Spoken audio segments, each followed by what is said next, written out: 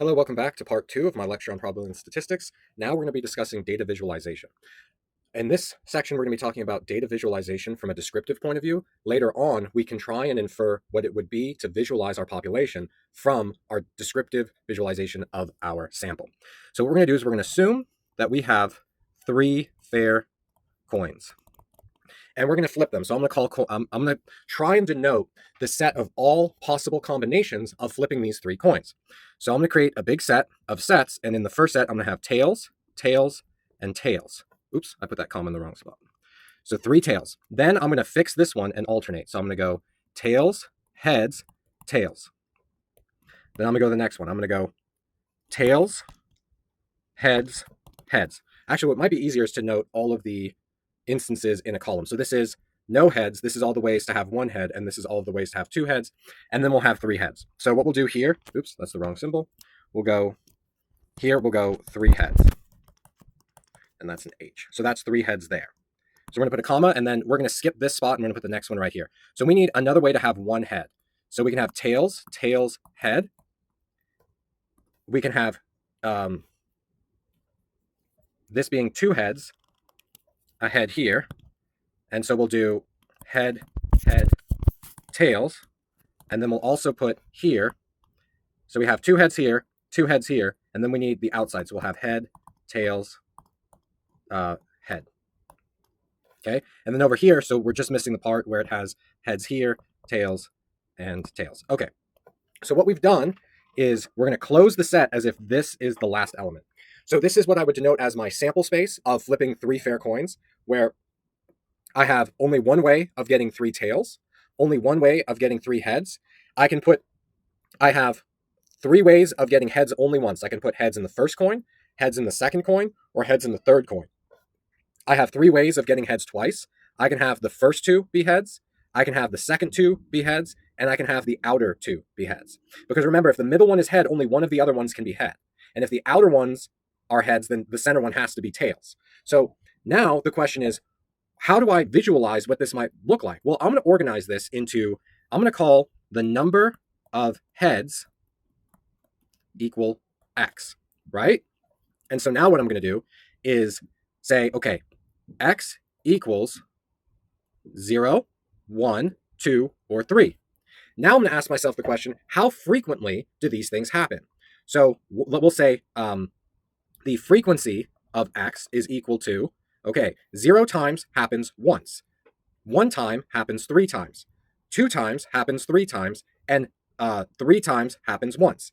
So this is my frequency of X. So if I want to create a frequency table now, what I would do is, let's grab this color, and I would say, okay, I have X being 0, 1, 2, 3, right?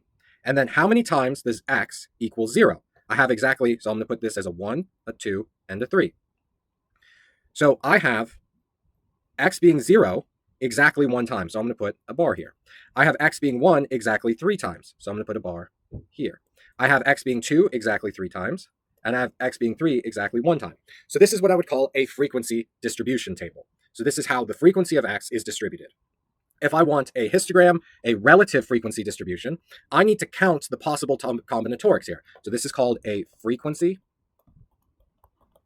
table, where X represents the number of heads I get for flipping 3 fair coins. I'm going to do the relative frequency distribution table, so I'm going to figure out how many there are in total. I have 1, 2, 3, 4, 5, 6, 7, 8 different combinations.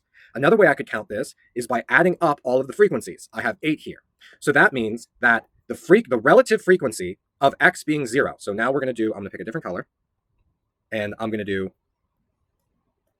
another bar chart, and I'm going to call this the relative frequency. That's supposed to be a CY distribution table. Okay, so for the relative frequency, I'm going to call that, I'm going to use white for this because this is just another function. So I'm going to call that P of X is equal to, okay, for X equals 0, I have 1 over 8. For X equals 1, I have 3 over 8. For X equals 2, I have 3 over 8. And for X equals 1, I have 1 over 8, right? So now I'm going to denote, so I'm going to put 1 up here at the top. Nope. Back to my other color. I'm going to put 1 up here at the top. I'm going to put 0 back here at the bottom. This is the x-axis. This is the P of x-axis. So let me go back to here, and denote that this is the f of x-axis and this is the x-axis. So for the p of x-axis, I have a 1/8 I'm going to denote here. I have a 3/8 I'm going to denote here. Now, that looks above 1/2, so I'm going to put 3/8 here under where a half marker would be, and I'm going to move this over to here. So for x equals, so I'm going to have 1, 2, and 3. So for x equals 0, I've got an 1/8. I've got 3/8 for x equals 1. Sorry about that. 3/8 for x equals 1, 3/8 for x equals 2, and 1/8 for x equals 3. Notice how the shape didn't really change, but the meaning did significantly change. So if I were to interpolate a smooth version, a continuous version of this discrete distribution table, I might want to fit a line that looks something like this. So it's coming out from here, we go up, and then we go down, like that. And vice versa, it would be a similar shape. A similar shape, but not, it's still relatively a bell, but it's not the same visually because of the way I drew it. So the y-axis only goes up to 1 and things of that nature. So quick recap, we assumed a situation. We tried to express the entire sample space. So right here, this is the sample space. Let's grab green. This is the sample space, which is the set of all possible outcomes of our hypothetical. We created a random variable x. So I'll denote this in orange. So this is a random variable called x.